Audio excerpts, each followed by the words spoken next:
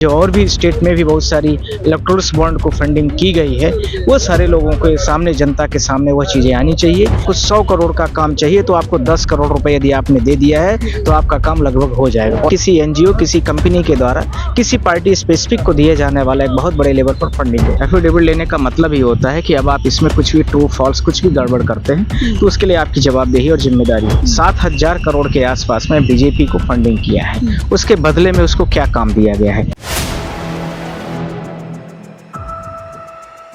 नमस्कार, 4 PM दिल्ली देख रहा मैं हूं आपके साथ शाहीन खान। एसबीआई को लेकर के जो बॉन्ड का मामला है उसको लेकर के लगातार सुप्रीम कोर्ट सख्ती पर और एसबीआई को लगातार फटकार पे फटकार लगा रहा है, लेकिन इसी बीच एसबीआई लगातार इस तरीके से ही कोर्ट की अवमानना कर रहे हैं। कोर्ट कहता है कि आप सारा ब्यौरा दीजिए, लेकिन एसबीआई जो दबे छिपे जो डेटा जो शेयर करते हैं, ऐसे में एसबीआई को एक तरीके से फिर से फटकार लगती है कि 21 तारीख को पूरा डेटा शेयर करो, साथ में जो यूनिक कोड है जिससे पता चलेगा किसकी जेब से पैसा निकला और किसकी जेब में पहुंचा। इसी को लेकर के हमारे साथ में वरिष्ठ वकील नरेंद्र मिश्रा जी मौजूद है। सर, जिस तरीके से लगातार एसबीआई की जो फटकार लग रही है, लेकिन उसके बावजूद पूरा डेटा साझा नहीं करा, सीधा सवाल करूंगी, किसको बचाने की कवायद एसबीआई की तरफ से हो रही है? तो आपके माध्यम से पूरे भारत देश को पता हो चुका है और पूरे भारत देश की जनता और मीडिया के माध्यम से जिस तरह से जनता को रूबरू कराया गया है, उसे स्पष्ट हो गया है कि इस समय पर जो करंट रूलिंग पार्टी है और जो एक कमर्शियल बैंक को उसने अथराइज किया था जिसका नाम स्टेट बैंक ऑफ इंडिया है, जो कि कंटेम्प्ट में अलिस्ट कंटेम्प्टर्स है, तो उसके ऊपर सुप्रीम कोर्ट ने सारी चीज़ों को लेकर के यह मान के चल रही है कि सारा का सारा data state bank of India के पास है और वह सुप्रीम कोर्ट में न पेश करना चाहती है और न ही आधे अधूरे मन से ही, जैसा कि आपने कहा भी है, इलेक्शन कमीशन ऑफ इंडिया को ही देना चाह रही है। और इसी प्रकार से 140 करोड़ की जनता जो इस फ्री और फेयर इलेक्शंस की भारत देश के प्रेम्बल्स में, भारत देश के कॉन्स्टिट्यूशंस में ये सारी चीज़ें दी गई हैं, उस संवैधानिक दायरे में रहते हुए उसने कोई भी काम नहीं किया है, जिससे जनता फ्री और फेयर इलेक्शंस की जो प्रमुख रूप से जो भूमिकाएं होती है, जो उसके पैरामीटर्स होते हैं, जो स्तंभ है, उसमें कहीं ना कहीं वो बॉज हो रही है। और उसके वायस होने से जनता को जो 2024 का जो चुनाव हो रहा है उसको यह भांपने में काफ़ी टाइम लग रहा है, मशक्क़त करनी पड़ रही है कि जो न खाऊंगा न खाने दूंगा जो कॉन्सेप्ट करंट रूलिंग पार्टी ने बताया था, और इसके साथ में जो और भी स्टेट में भी बहुत सारी इलेक्ट्रोनिक्स बॉन्ड को फंडिंग की गई है, वो सारे लोगों के सामने, जनता के सामने वह चीज़ें आनी चाहिए कि जो ये कहते हैं कि हम नहीं खाएंगे न खाने देंगे, वो उसमें उन बातों में कितनी सच्चाई है। और आम नागरिक को वोट डालने से पहले उनको यह बात भी स्पष्ट हो जाएगी कि कौन सी पार्टी बेरोजगारी, महंगाई जैसे बड़े विभिन्न जो भारत देश के मुद्दे हैं उस पर बात कर रही है और कौन सी पार्टी ऐसी है जो सिर्फ और सिर्फ धर्म और इलेक्टोरल बॉन्ड के साथ में फंडिंग बड़े बड़े कॉरपोरेट घराने से लेकर के पूरे भारत देश को किस तरह से बड़ी बड़ी कंपनियों को बेचा है, किस तरह से बड़ी बड़ी जो भारत देश की सरकारी संपत्तियां थी उनको गिरवी किया गया या उनको ट्रांसफ़र किया गया, या उन पैसे देने के बदले में उन्होंने जो इलेक्टोरल बॉन्ड के बदले में क्या क्या भारत देश की संपत्तियां या क्या क्या उनको काम मुहैया कराए गए। आम तौर पर जो लोग मान रहे हैं और बहुत सारे न्यूज़पेपरों में भी ये बात है कि लगभग यदि आपको 100 करोड़ का काम चाहिए तो आपको 10 करोड़ रुपए यदि आपने दे दिया है तो आपका काम लगभग हो जाएगा। Point number 1। पॉइंट नंबर 2, इसका कोई भी डेटा किसी के पास भी नहीं होता था, जो दे रहा है उसको भी नहीं होता था, सिर्फ और सिर्फ यह data state bank of India, इसके साथ में जो करंट रूलिंग पार्टी है और इनकम टैक्स के पास होता था। तीसरा इसके पास में किसी के पास नहीं होता था। प्रश्न उठता है कि तीसरे व्यक्ति के पास क्यों नहीं हो रहा है। साथ में यह भी कहना चाहता हूं कि यदि रूलिंग पार्टी यदि रूल में नहीं है तो इसका मतलब है कि भारत देश की विभिन्न राजनीतिक पार्टियां हैं, सबको मिलना चाहिए था। जाहिर सी जनता ने यदि इलेक्टोरल बॉन्ड किसी स्पेसिफिक रूलिंग पार्टी को दे रही है तो इसका अभिप्राय स्पष्ट हो रहा है कि वह कुछ न कुछ बेनिफिट्स चाहती है, जो कि स्पष्ट हो रहा है। शुरू से आप इस मुद्दे से जुड़े और हमने देखा किस तरीके से एसबीआई ने इस मुद्दे से भागने की कोशिश की। पहले थी जो है जून तक का समय मांगते हैं, फिर सुप्रीम कोर्ट की फटकार लगती है, 24 घंटे के अंदर डेटा आ जाता है और फिर जो है इलेक्शन कमीशन की साइट पे भी आ जाता है, लेकिन अधूरी जानकारी दिया जाती है। और अब जिस तरीके से हमने कल कार्यवाही दे दी, लगातार गुमराह किया जा रहा है सुप्रीम कोर्ट को कि आप हमें बताइए हमें क्या साझा करना है। क्या एसबीआई ये समझ नहीं पाई उसको क्या डेटा जो है पब्लिक डोमेन में शेयर करनी है? देखिए, जो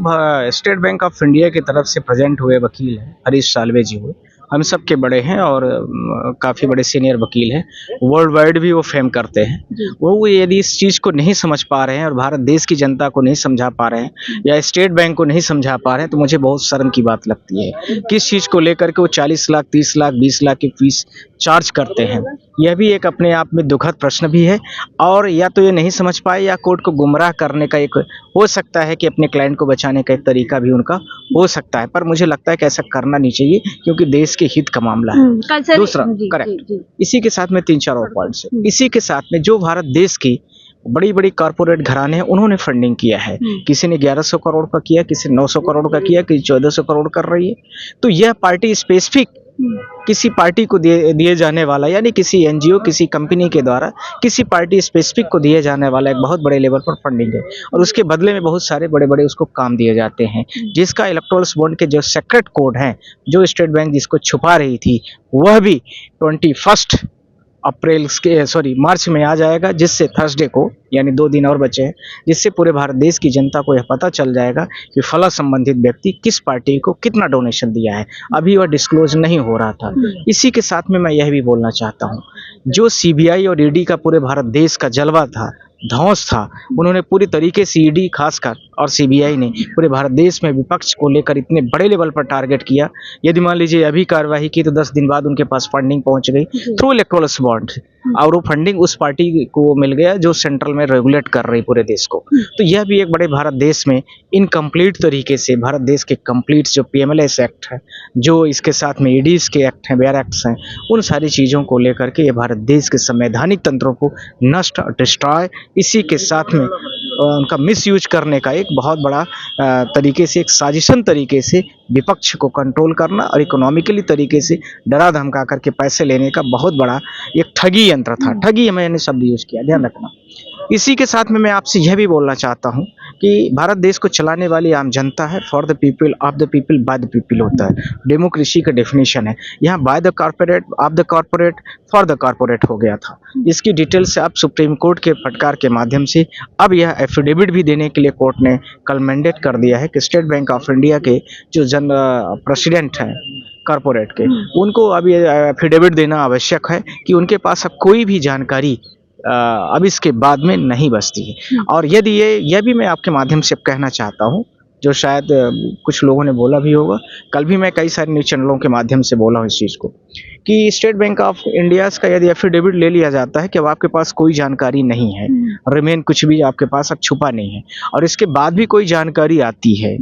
ना, तो ये ध्यान रखें स्टेट बैंक ऑफ इंडिया कि उसके बाद से स्टेट बैंक ऑफ इंडिया यदि ऐसा एफिडेविट देती है कि मेरे पास कोई जानकारी नहीं है, और उसके बाद कोई पीपल्स, यानी 21,000 लगभग इलेक्टोरल बॉन्ड जिन लोगों ने खरीदा है वो भी, और उसके साथ में जो पार्टी इसमें को दिया गया है, यदि उसमें कहीं डेटा कुछ गलत किया गया, खासकर पूनम अग्रवाल जी भी एडीआर की बड़ी वो है, उन्होंने भी कल फ़ोन किया था हमें भी और कई सारे लोगों को मीडिया में भी बोला है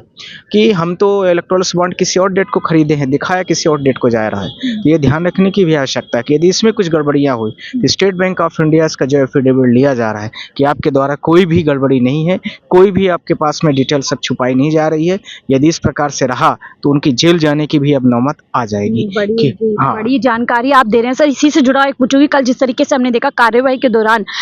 जो बचाव के पक्ष के वकील है वो कह रहे थे कि देखिए जो कुछ वकील हैं और कुछ मीडिया वाले हैं जो बाहर जो है इस पूरे मामले को लेकर के गलत परसेप्शन लोगों के अंदर क्रिएट कर रहे हैं, तो क्या आप लोग वाकई इस तरीके की जानकारी बाहर जा रही है? जो जानकारी हम देख रहे हैं वही जानकारी पब्लिक डोमेन में जा रही है, तो इस तरीके की बातें करके किसे बचाने की पूरी कोशिश? मैं आपके माध्यम से बोलना चाहता हूँ कि कोर्ट ने क्यों बोला है कि एफिडेविट चाहिए, आपको खुद भी समझने की जरूरत है। एफिडेविट लेने का मतलब ही होता है कि अब आप इसमें कुछ भी ट्रू फॉल्स कुछ भी गड़बड़ करते हैं तो उसके लिए आपकी जवाबदेही और जिम्मेदारी है। जिस जवाबदेही के बाद यदि कोई भी, लगभग 22,000 लोगों ने इलेक्टोरल बॉन्ड परचेज किया है, लगभग भारत देश की कई पार्टियों को इलेक्टोरल बॉन्ड गया है। अब कोई पार्टी XYZ है मान लीजिए, वो कहती है कि हमें तो इलेक्टोरल बॉन्ड के थ्रू कोई पेमेंट नहीं आया है और इन्होंने तो डिटेल्स दे रहे हैं, तो वो भी एफिडेविट फाइल करेगा कि नहीं हमें भी डिफेम किया जा रहा है, हमारे पास गलत जानकारी दी जा रही है। तो स्टेट बैंक ऑफ इंडिया तो अपना यहाँ पर एफिडेविट दे देगी कल परसों कि हमने हमारे तरफ से कोई भी अब जानकारी आधी अधूरी अब नहीं है, हमने सारी चीज़ों को दे दिया है।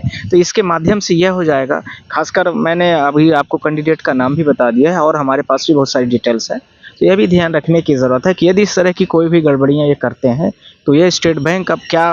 अपने आप को कस्टडी में ले जाएगा या फिर जो करंट रूलिंग पार्टी है उसको बचाने की कोशिश करेगा। सर, अब इसको खुद तय करने की आवश्यकता है। आखिरी अहम सवाल लूंगी, लेकिन जिस तरीके का रवैया हम एसबीआई का देख रहे हैं, लगातार जो है पीछे भाग रहे हैं, नहीं दे रहे, एक तरीके से खेल किया जा रहा है सुप्रीम कोर्ट, ऐसे में क्या देश की जनता है, मान ले कि 21 तारीख को एक बड़ी जानकारी जो है पब्लिक डोमेन में आने वाली है? दो तरह की जानकारी होगी। एक तो यह स्पष्ट हो जाएगा जो 4 तरह का क्लैरिफिकेशन बनाया गया है इलेक्टोरल बॉन्ड में कि कौन से व्यक्ति ने दिया है, दूसरा उस व्यक्ति का डिटेल्स क्या है, तीसरा उस व्यक्ति ने किस पार्टी विशेष को दिया है, चौथा उसके बदले में और बहुत सारी उसकी जो इन्फॉर्मेशन पर्सनल लेवल की है वह भी डिस्क्लोज होंगी। ये दोनों चीज़ों को देखते हुए यह स्पष्ट हो जाएगा कि कौन सा व्यक्ति 7,000 करोड़ के आसपास में बीजेपी को फंडिंग किया है, उसके बदले में उसको क्या काम दिया गया है। दूसरा, ईडी सीबीआई ने किन किन लोगों को, जैसे नोटिस पुटअप हुई और उसका नाम कनेक्ट कर दिया गया किसी केस विशेष में, पीएमएलए केस में, किसी में भी कर दिया गया, XYZ जो भी केस हो सकती है, आपका नाम करके यूज करके आपसे पैसे संबंधित पार्टी को या जिस भी पार्टी को आपने इलेक्टोरल बॉन्ड खरीदवा करके उनको दे दिया, उसके बाद फिर आपने उनके ऊपर क्या एक्शंस लिया है, क्या वो जो जितनी भी चीज़ें अभी दी गई हैं इलेक्टोरल बॉन्ड के थ्रू इनकम टैक्स के दायरे में थी नहीं, किसी भी पार्टी उसको डिस्क्लोज भी नहीं किया अभी तक। तो ये सारी चीज़ों को लेकर के सारा खुलासा हो जाएगा कि भाजपा के कितने लोग ऐसे थे जिन्होंने इनको पार्टी को फंडिंग किया है, जिस पार्टी के पैसे का यूज करके जो भारत देश में विभिन्न राज्यों में सरकारें गिराई गई, जो विभिन्न राज्यों में भारत देश के लोगों को खासकर सरकार अस्थिर बनी रहे, और उस पार्टी रूलिंग पार्टी को कंट्रोल करने के लिए एक बहुत बड़ा अभिप्राय मात्र था ईडी सीबीआई, उसका भी भरपूर इनडायरेक्टली तरीके से उपयोग किया गया है। इन सारी चीज़ों का काफ़ी पर्याप्त तरीके से परसों तक में सारी चीज़ों का खुलासा हो जाएगा। चलिए, बहुत बहुत शुक्रिया हमसे बात करने के लिए। तो सुप्रीम कोर्ट के वरिष्ठ वकील नरेंद्र मिश्र जी हमारे साथ जुड़े हुए थे, तमाम बातों का खुलासा करें कि किस तरीके से 21 तारीख को एसबीआई के डेटा शेयर होने के बाद कई बड़े खुलासे हो सकते हैं और कैसे जो चंदा पार्टियों को मिला है इसके जरिए कई जो राज्य उनकी सरकार गिराने का काम किस तरीके से हुआ है, ये सारे खुलासे सामने आएंगे। फिलहाल मुझे दीजिए इजाजत, मैं शाहीन खान 4 PM दिल्ली के लिए, और आप इस पूरे मुद्दे पर क्या सोचते हैं अपनी राय कॉमेंट बॉक्स में जरूर बताइएगा।